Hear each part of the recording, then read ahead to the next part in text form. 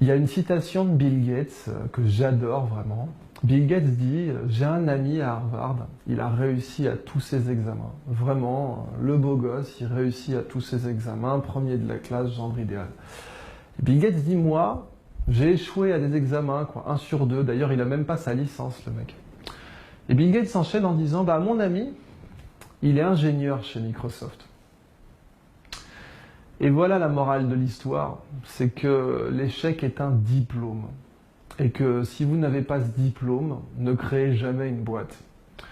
Parce que vous pouvez être major de l'X, vous pouvez être le meilleur des meilleurs qui n'a jamais échoué. Si vous n'avez pas le diplôme de l'échec, la création d'entreprise n'est pas faite pour vous.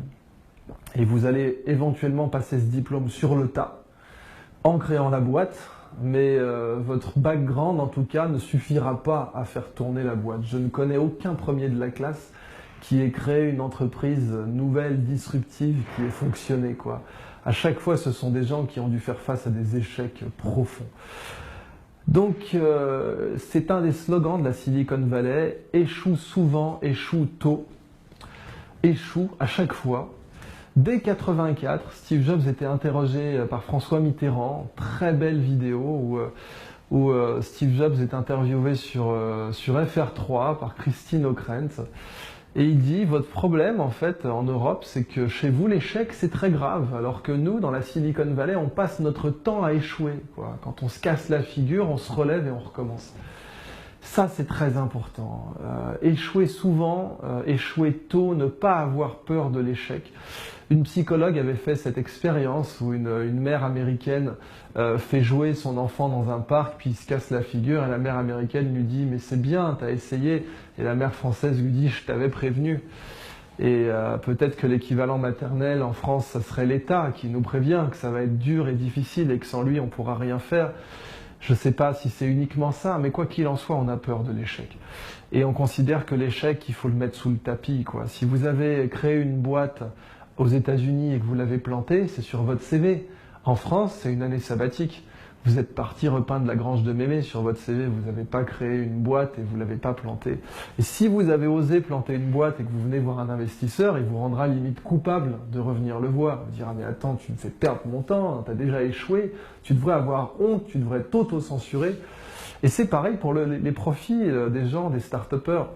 La plupart des venture capitalistes en Europe vont investir dans les premiers de la classe. Ils vont regarder le CV, ils vont dire oh, ce mec-là est major d'une grande école, c'est lui que je veux. Et c'est dramatique. Vous prenez Pierre Omidyar, le fondateur d'eBay, et son CV était naze par rapport à tous les premiers de la classe qu'il pouvait y avoir dans le système des grandes écoles français. Personne n'a cru en lui en France, il est parti créer eBay aux États-Unis.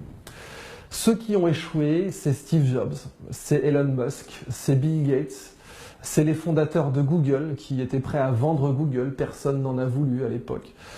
Et vraiment, cette idée que l'échec rend plus fort, elle est pérenne aux États-Unis. Elle était présente en France du temps un peu de l'esprit Jules Verne, mais on l'a perdue, probablement avec les 2 guerres mondiales qui nous ont comment dire, rendus pessimistes et fait perdre notre confiance en nous.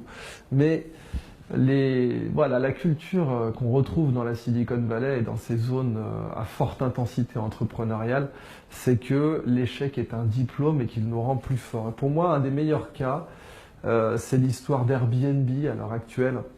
Airbnb, donc des gens qui sous-louaient un matelas pneumatique, un airbed, dans leur appartement à San Francisco, parce que San Francisco est une ville de congrès et que plusieurs fois par an, on ne trouve pas une traître chambre d'hôtel dans la ville. Eux se disent, bon, on va louer ce matelas pneumatique, et comme le matelas pneumatique, c'est le degré zéro du confort, on va aussi partager les œufs et le bacon, on n'est pas des bêtes. Et ça s'appelle Airbed and Breakfast, ça marche entre amis. Mais ensuite, ils vont voir des venture capitalistes, et là, ça se corse, parce que c'est complètement ridicule comme idée.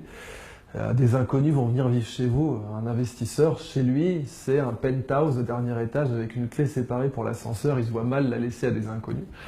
Et donc ça marche pas, quoi. Personne ne veut de leur projet, ils s'endettent et ça n'avance toujours pas. Et puis un jour ils se disent bon, on va imprimer des boîtes de céréales. C'est une idée complètement farfelue. On va imprimer des boîtes de céréales parce qu'on est dans le breakfast aussi. Et on est en pleine campagne Barack Obama, John McCain. Alors ils font des boîtes de céréales là, avec la tronche de Barack Obama et une autre avec la tronche de John McCain. Puis ils les vendent, je crois, 35 ou 40 dollars, quoi. Ce qui est fou. Et les gens en achètent. Ils vont en vendre autour d'un millier. Alors ça va leur redonner confiance en eux. Ils vont revoir des investisseurs. Alors on a une super idée, vous allez laisser vos clés à des inconnus. Bon, l'investisseur, excusez-moi, mais bon, si vous n'avez pas d'autre argument à faire valoir, la porte c'est par là. Alors, si, on a un autre argument à faire valoir, on a fait des boîtes de céréales.